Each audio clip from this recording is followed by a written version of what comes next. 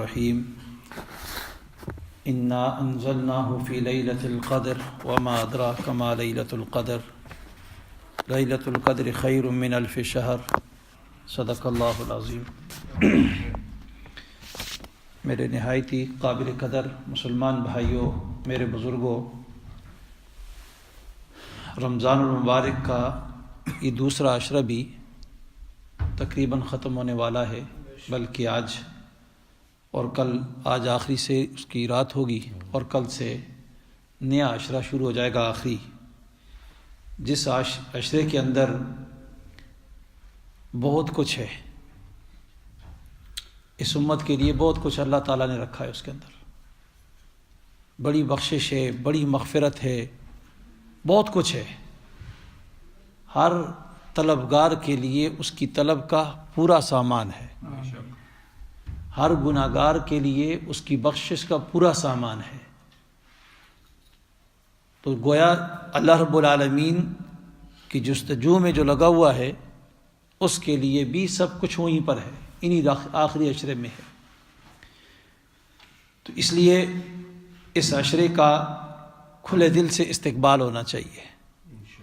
زندگی کا انسان کو کوئی پتہ نہیں کس وقت موت کا فرشتہ آ کے سر پہ کھڑا ہو جائے۔ نوجوانوں کو دیکھتا ہے، نہ بوڑھوں کو دیکھتا ہے، کسی کو نہیں دیکھتا، اور ہر آدمی نے اس دنیا کو چھوڑ کے جانا ہے۔ یہ بھی اس بات کے اوپر بھی سب کا اتفاق ہے، پوری انسانیت کا۔ لیکن سب سے بہترین جانے والا وہ ہے جو اپنے ساتھ کچھ لے کر جائے۔ دنیا یہ مسافر خانہ ہے، اور بہترین مسافر وہ ہے جو ساتھ کچھ لے کر جائے۔ پاکستان، ہندوستان سے سفر کر کے لوگ یہاں آئے، جب واپس وطن کو جاتا ہے تو کچھ ساتھ لے کر جاتا ہے، تو بہترین مسافر کہلاتا ہے، اور وہاں پر پھر وہ آسانی سے زندگی گزار سکتا ہے۔ جتنے دن رہتا ہے کچھ جیب میں ہوگا تو آسانی سے زندگی گزار لے گا، کچھ دن جہاں رہنا ہے۔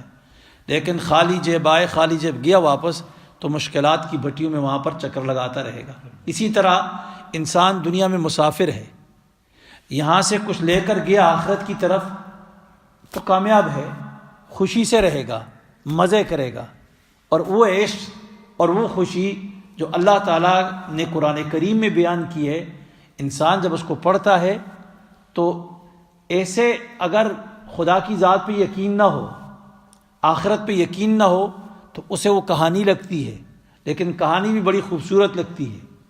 لیکن جس کا یقین ہوتا ہے آخرت کے اوپر، اور یقین سے اللہ کی ذات کو مانتا ہے، اور اللہ کی قدرت کا اس کو ادراک ہوتا ہے، قدرت کو سمجھتا ہے خدا کی، تو وہ شخص یہ سمجھتا ہے کہ اوہ، یہ تو حقیقت آگے ہے، یہ تو کچھ بھی نہیں،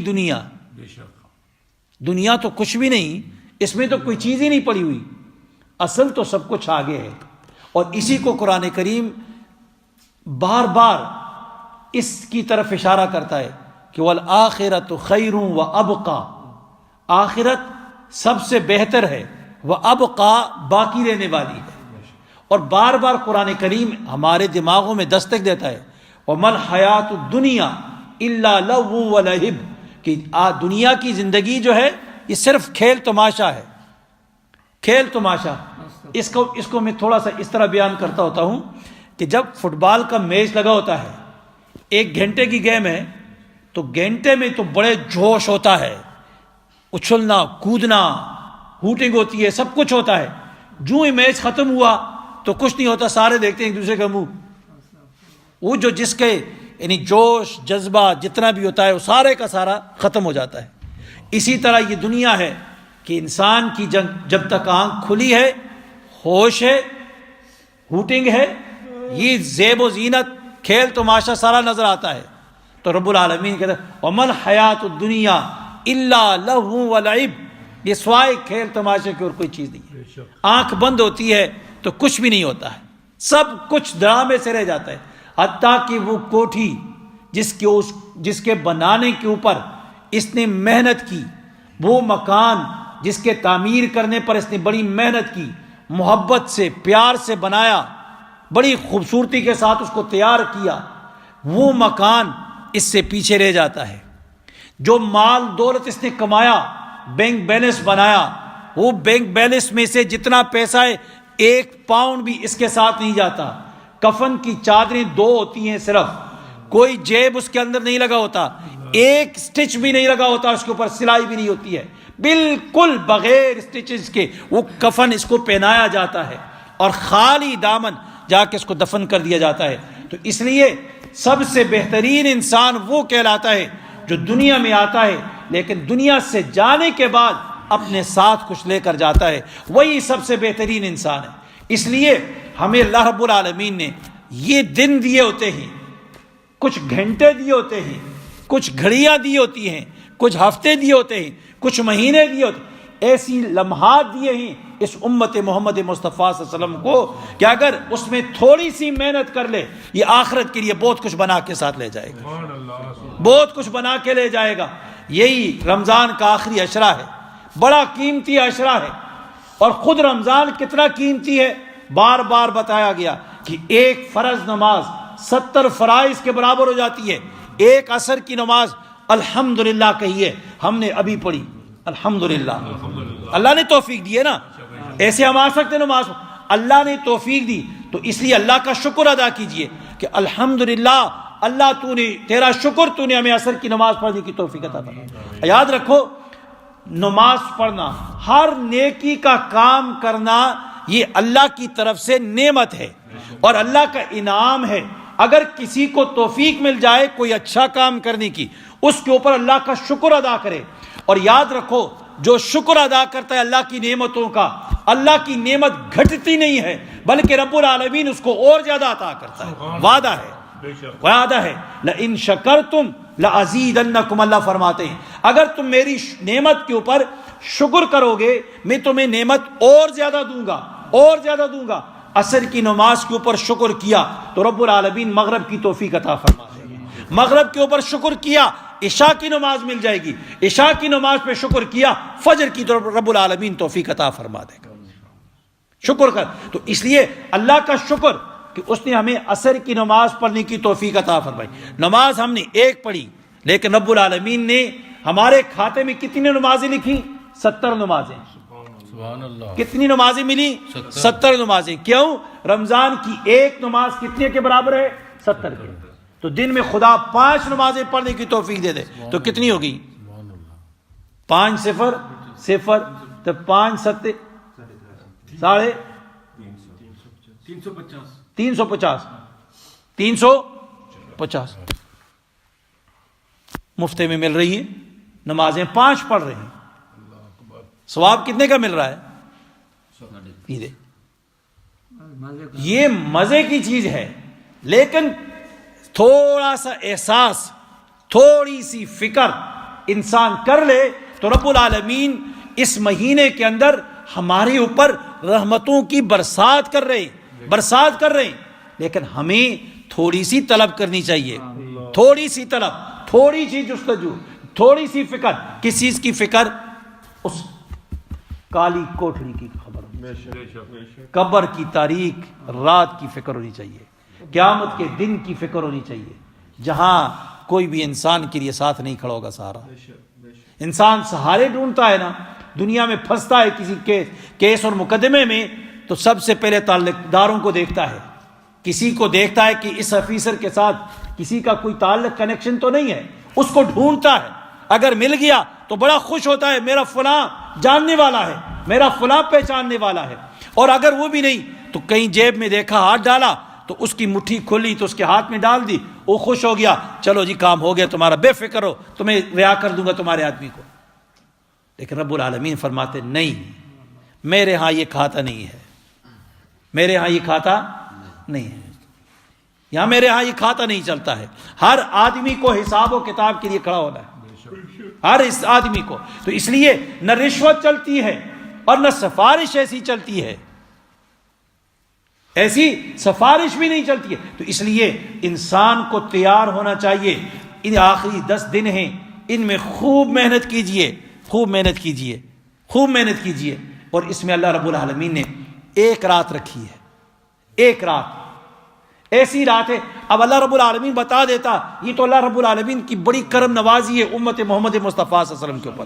دیکھیں اگر یہ رات کا تعین حالانکہ نبی اکرم صلی اللہ علیہ وسلم کو بتایا گیا تھا کون سی رات ہے, بتا دیا گیا, لیکن اس کی تعین جو ہے رسول اللہ صلی اللہ علیہ وسلم کے دماغ سے رب العالمین نے نکال دی.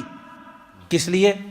اس میں بھی حکمت علماء لکھتے ہیں کہ اس امت کے اوپر رب العالمین کی یہ رحمتیں تھی, کرم نوازی تھی کہ یہ امت آخری عشرہ بڑا قیمتی عشرہ ہے, اس میں لگی رہے اس رات کو تلاش کرتے ہوئے. کہ 21 کی رات ہو سکتا ہے 21 کی ہو, خوب عبادت کرتا ہے, پھر کہتا ہے نہیں ہو سکتا ہے یہ اگلی رات ہو, خوب عبادت کرتا ہے, یہ نہیں تو اگلی رات ہو سکتا کرتے کرتے عید کی رات آ جاتی ہے. رب العالمین کہتا ہے جاؤ بندو تمہاری بخشش کا میں نے اعلان کر دیا, بخشش کا اعلان کر دیا. حدیث میں آتا ہے جب یہ آتے ہی عید کا دن ہوتا ہے, ہر طرف سے عید نماز کے لیے لوگ آتے ہی, نماز کے لیے آتے ہیں. رب العالمین فرشتوں کے سامنے فخریہ انداز میں کہتے ہیں بتاؤ میرے فرشتوں اس مزدور کی کیا جزا ہے, کیا بدلہ ہے جو اپنی مزدوری پوری کر لے. تو فرشتے کہتے ہیں اللہ اس کو پورا اجر دیا جائے. تو رب العالمین فرماتے ہیں اعلان کر دو کہ جو میرا بندہ اور بندی آج مجھ سے مغفرت چاہتے ہیں, مغفرت کے طلبگار ہیں, سب کی بخشش کا میں اعلان کرتا ہوں. تو گویا اب یہ ایک رات ہے, کیسی رات ہے جس کو قرآن کریم میں خود رب العالمین نے فرمایا لیلۃ القدر. لیلۃ القدر, قدر کسے کہتے ہیں, قدر کا معنی کیا ہے؟ قدر کا معنی مفسرین نے لکھا ہے کہ قدر کا معنی عزت والی, عزت والی. علماء نے یہ بھی لکھا کہ جو آدمی اس رات کو کھڑا ہو جاتا ہے اللہ کے حضور عبادت کرتا ہے تو وہ قدر والا بن جاتا ہے, وہ عزت والا بن جاتا ہے.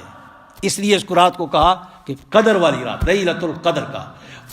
علماء نے یہ بھی فرمایا کہ لیلۃ القدر کی رات, قدر والی رات اس کو کیوں کہا؟ اس لیے کہ اس رات کو قدر والی کتاب آئی, قدر والی کتاب آئی, اور لانے والا قدر والا فرشتہ, اور آئی کس کے پاس؟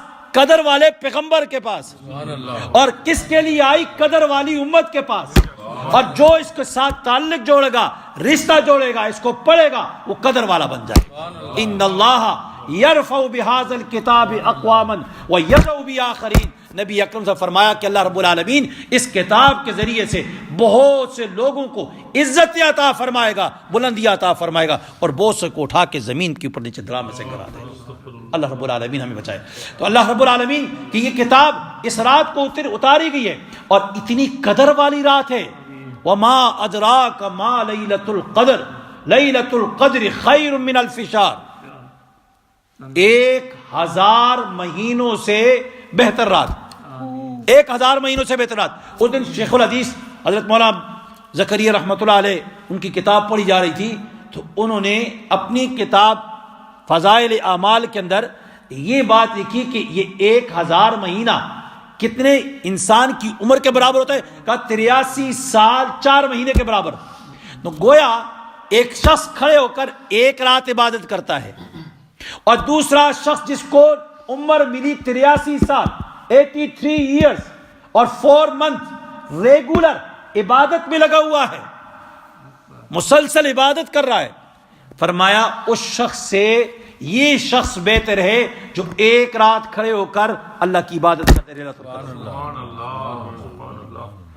کتنی بہترین رات اس امت محمد مصطفیٰ صلی اللہ علیہ وسلم. یہ اللہ کی کرم نوازی ہے, یہ اللہ کی رحمت ہے اس امت محمد مصطفیٰ صلی اللہ علیہ وسلم کے ساتھ.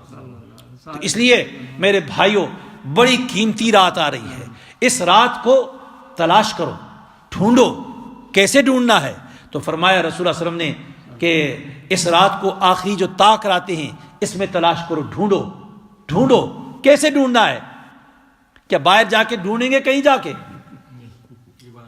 کہاں سے ڈھونڈیں گے؟ اللہ کے حضور کھڑے ہو کر اللہ کی عبادت کرتے ہوئے, گپے نہیں لگاتے ہوئے. بعض ہوتے ہیں مسجد میں آ جا کے بیٹھ جاتے ہیں, تو مسجد میں آتے ہیں گھر والوں کو بتاتے ہیں آج تو ہم مسجد میں جا کے بیٹھیں گے, تو کیا ہے 2 ٹولیاں وہاں بیٹھ کے 2 ادھر 2 ادھر باتیں, چیٹنگ شروع ہو جاتی ہے. کوئی موبائل کے ساتھ کھیلنا شروع نہیں. یہاں تو رات ہی کتنی رات ہے, کل رات جس طرح مولانا بتا رہے یہاں تو رات کہ 2-3 گھنٹے کی گھنٹہ بھی نہیں مشکل سے جلدی جلدی سحری کے لیے تھوڑا سا ٹائم رکھا اور باقی اپنی قرآن کی تلاوت میں اللہ کے حضور سجدے میں دعا میں. فرماتے ہیں علماء لکھا ہے زیادہ وقت دعا میں گزارنا چاہیے. کس میں گزارنا چاہیے؟ دعا میں گزارنا. زیادہ سے زیادہ دعا کرنی چاہیے اور اللہ رب العالمین سے مانگنا چاہیے. توبہ کیجئے, استغفار کیجئے, اپنے لیے, اولاد کے لیے, بچوں کے لیے, امت کے لیے اور اپنے اصلاح کے لیے, آخرت کے لیے اور کل قیامت کے دن کے لیے مانگنا چاہیے.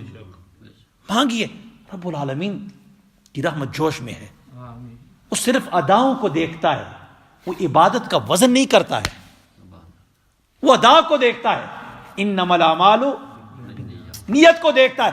بندہ تھوڑا سا اخلاص کے ساتھ ریاکاری کو چھوڑ کر اللہ کی رضا کے لیے, اللہ کو خوش کرنے کے لیے نکلتا ہے, رب العالمین کے سامنے کھڑا ہوتا ہے. رب العالمین اس کی نیت کو دیکھ کر جب اس سے خوش ہو جاتا ہے اعلان کر دیتا ہے. وہ بڑھیا کا یاد ہے کیسا, ایک زانیہ, بدکارہ, خراب ترین عورت, لیکن اس کی نیت ٹھیک تھی, اخلاص تھا, کتے کو پانی پلایا. اللہ رب العالمین کو اس کی ادا پسند آ گئی. اداؤں کو دیکھتا ہے تو لکیر لگا دیتا ہے ساری خطاؤں کے اوپر. جاؤ اس لیے بڑی قیمتی رات ہے, تلاش کرو اس کو. قدر آخری طاق راتوں کے اندر تلاش کرو. اور ایسے تلاش کرنے کے لیے جب تم کھڑے ہو جاؤ گے تو رب العالمین تمہیں اکیلا نہیں چھوڑے گا. جبرائیل کو بھیج دے گا, فرشتوں کو بھیجے گا. چاروں طرف تم جہاں کھڑے ہوگے تمہارے ساتھ فرشتے بھی کھڑے ہوں گے. تم دعائیں کرو گے, فرشتے آمین کہیں گے. کتنے فرشتے آ رہے ہیں اس رات کے اندر؟ اللہ تعالیٰ فرماتے ہیں روح بھی آتا ہے, ملائکہ فرشتے بھی آتے ہیں. کتنی مقدار میں؟ فرمایا جتنی زمین کی دریاؤں کے سائڈوں کے اوپر ریت کے ذرات پڑے ہوتے ہیں اس کی تعداد میں وہ فرشتے آتے ہیں. اور کیا کرتے ہیں کہ ہر اس آدمی کے ساتھ کھڑے ہو جاتے ہیں جو دعاؤں میں مشغول ہوتے ہیں, ان کی دعاؤں کے اوپر آمین کہتے ہیں. آپ کو اللہ اکیلا نہیں چھوڑے گا. کیوں؟ اس لیے کہ اللہ کو بڑا لاڈ اور پیار ہے اپنے پیغمبر صلی اللہ علیہ وسلم کی امت سے, جس طرح اپنے پیغمبر سے بڑا لاڈ ہے. اس سے ملاقات کرنے کے لیے رب العالمین نے معراج پہ آسمانوں پہ بلایا اور اس کی امت کو کہا میں تم سے ہم کلام ہونا چاہتا ہوں, مجھے بھی تم سے بھی محبت ہے, کیونکہ تمہارے پیغمبر سے محبت ہے, تم سے بھی محبت ہے. میں تمہارے ساتھ باتیں کرنا چاہتا ہوں, میں تمہیں ہر وقت باتوں کرنے کا موقع دینا چاہتا ہوں. کہا کس وقت؟ 5 وقت کھڑے ہو جاؤ میرے سامنے, تمہاری معراج ہے, میری ملاقات ہے تمہاری. انسان نماز پڑھتا ہے تو اسی طرح لگتا ہے نا, سبحانک اللہم. تصور کیا عقیدہ ہے ہمارا, تصورات کو تو چھوڑو, تصورات کی دنیا میں ہم کیوں رہیں. ہمارا عقیدہ ہے, ہمارا یہ یقین ہے کہ جہاں ہم کھڑے ہیں وَمَعَكُمْ أَيْنَمَا كُنْتُمْ, جہاں تم کھڑے ہو اللہ تمہارے ساتھ کھڑا ہے, اللہ کا استحضار کرتے ہوئے. اور نبی صلی اللہ علیہ وسلم فرمایا عبادت کرو ایسا کأنک تراہ, گویا کہ تو اللہ کو دیکھ رہا ہے, آنکھوں سے دیکھ رہے ہو, خدا کو دیکھ رہے ہیں ہمیں نظر نہیں آ رہا لیکن اللہ ہے, موجود ہے, دیکھ رہا ہے ہمیں. تو یہ یقین تو کرو نا, وہ تمہیں دیکھ رہا ہے, وہ تو دیکھ رہا ہے ہمیں نا. اب اپنی آنکھ سے نظر نہیں آتا تو وہ تو دیکھ رہا ہے. تو اس طریقے سے جب عبادت کریں گے تو انشاءاللہ وہ عبادت بنے گی اور ہم سب کی نجات کا ذریعہ بنے گی. اللہ رب العالمین مجھے بھی اور آپ سب کو عمل کی توفیق عطا فرمائے. سبحان اللہ و بحمدہ, سبحان اللہ العظیم. الحمد للہ رب العالمین. اللہم صلی علی سیدنا محمد النبی الأمی وعلی آلہ وصحبہ وبارک وسلم تسلیما. اللہم ربنا آتنا فی الدنیا حسنہ وفی الآخرۃ حسنہ وقنا عذاب النار. اللہم اعنا علی ذکرک وشکرک وحسن عبادتک. اللہم ربنا آمنا فاغفر لنا ذنوبنا وکفر عنا سیئاتنا وتوفنا مع الابرار. یا الہ العالمین ہم سب کے بیٹھنے کو قبول فرما دے. یا الہ العالمین رمضان کا مبارک مہینہ اختتام کی طرف جا رہا ہے, روزے کی حالت میں ہم تیرے سامنے ہاتھ پھیلا کر یا الہ العالمین آج تک جتنے گناہ کیے ہیں ان سب کے اوپر ندامت کا اظہار کرتے ہیں, افسوس کا اظہار کرتے ہیں کہ غلطیاں ہوئی ہیں, گناہ کیے ہیں, غلطی ہوئی ہے, انجانے میں ہوئے, سمجھے نہیں. یا الہ العالمین بے سمجھی میں ہوا, اے اللہ کچھ پتہ ہی نہیں چلا, شیطان نے ورغلا دیا اور یا الہ العالمین تیری نافرمانی کر دی. اے اللہ تو ہمیں معاف فرما دے. اے اللہ ہم تجھ سے معافی مانگتے ہیں اور آئندہ کے لیے تجھ سے وعدہ کرتے ہیں کہ کبھی نہیں کریں گے. اے اللہ تو ہمیں معاف فرما دے, اپنے فضل سے معاف فرما دے, اپنے کرم سے معاف فرما دے, اپنی رحمت سے معاف فرما دے. اے اللہ ہم گنہگار ہیں. اے اللہ تو مرنے سے پہلے ہمیں معاف فرما. اے اللہ تو قبر میں جانے سے پہلے ہمیں معاف فرما دے. اے اللہ تو ہماری معافی کا اعلان فرما. اے اللہ تو ہماری معافی کا اعلان فرما. اے اللہ تو نے اگر معاف نہ کیا تو ہم خسارہ پانے والوں میں سے ہوں گے. اے اللہ ہماری دنیا بھی گئی, ہماری آخرت بھی گئی, ہماری قبر بھی گئی. یا الہ العالمین اس قبر کے عذاب کے لیے اور آخرت کا جو جہنم کا عذاب ہے, اے اللہ ہمارے اندر برداشت کی قوت سے کر لے. اے اللہ تو ہمیں معاف فرما. تیرے پیغمبر صلی اللہ علیہ وسلم کی امتی ہیں. اے اللہ نبی اکرم صلی اللہ علیہ وسلم کی امتی, ان کو مانتے ہیں, دل و جان سے مانتے ہیں, عقیدت سے مانتے ہیں, محبت سے ان کے اوپر ایمان لائے ہیں. اے اللہ تیری قدرت کا اقرار کرتے ہیں, تیری وحدانیت کو مانتے ہیں, تیرے سوا کسی کے سامنے ہاتھ نہیں پھیلاتے, تیرے سوا کسی کے سامنے سر نہیں جھکاتے. اے اللہ تیرے سوا کسی کی اور کی عبادت ہم نہیں کرتے. اے اللہ تو ہی ہمارا معبود ہے, تو ہمارا سچا معبود ہے. اے اللہ تیرے سوا ہم کسی کو اپنا مشکل کشا نہیں مانتے. تو ہی ہمارا حاجت روا ہے, تو ہی ہمارا مشکل کشا ہے, تو ہی گناہوں کو بخشنے والا ہے, تو ہی نفع نقصان دینے والا ہے. اے اللہ تو ہی نفع نقصان کا مالک ہے. اے اللہ تیرے پیغمبر صلی اللہ علیہ وسلم نے ہمیں بتایا, ہم نے مانا, دل و جان سے مانا ہے. اے اللہ تو ہمیں معاف فرما دے. اے اللہ اپنے پیغمبر کے صدقے تو فعل ہمیں معاف فرما دے. اے اللہ رحمت سے معاف فرما دے, معاف فرما دے. اے اللہ جتنے مسلمان اس دنیا سے جا چکے سب کی مغفرت فرما دے. اے اللہ ہمارے چچا زاد بھائی جن کا انتقال ہوا آج, اے اللہ تم کی مغفرت فرما دے. اے اللہ تم کی مغفرت فرما دے. اے اللہ تم کو عذاب قبر سے محفوظ فرما دے, جنت الفردوس میں اعلیٰ مقام نصیب فرما دے. اے اللہ جتنے رشتہ دار ہمارے آج تک فوت ہو چکے, یا الہ العالمین سب کی مغفرت فرما دے. یا اللہ جن کے والدین جا چکے ان کی مغفرت فرما دے, جن کے والدین زندہ یا الہ العالمین انہیں استقامت نصیب فرما, انہیں یا الہ العالمین بہتر زندگی نصیب فرما, خیر و برکت والی زندگی نصیب فرما, نیک اعمال